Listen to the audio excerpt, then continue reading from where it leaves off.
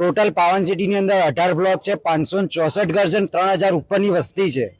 છતાં પણ નગરપાલિકામાં 13 લાખથી ઉપર ટેક્સ આપીએ છીએ, છતાં પણ અમને અડધી વ્યવસ્થાઓ મળતી નથી. જેમ કે પાણીની વ્યવસ્થા, પાણી પૂરતું મળતું નથી, સ્ટ્રીટ લાઇટની વ્યવસ્થા નથી મળતી, તથા સફાઈની વ્યવસ્થા પણ વ્યવસ્થિત થતી નથી.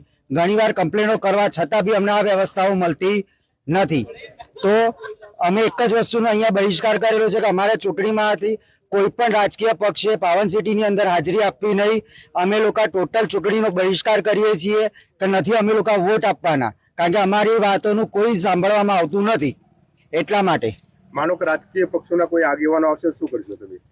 જો રાજકીય પક્ષના આગેવાનો આવશે તો અમે અહીંથી જ એમને એન્ટ્રી નહીં આપી, અમે ના જ પાડેલી છે એમને. નગરપાલિકામાં 564 ઘરનો વેરો ભરીએ છીએ, 13 લાખની આસપાસ, પણ સુવિધા બિલકુલ શૂન્ય છે.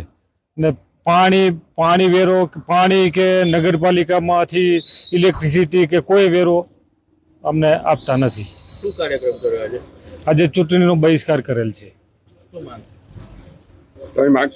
માંગ અમારે પાણી અને સ્ટ્રીટ લાઇટ અને સફાઈ.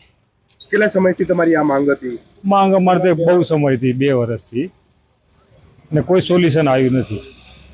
Please like, comment, share and subscribe.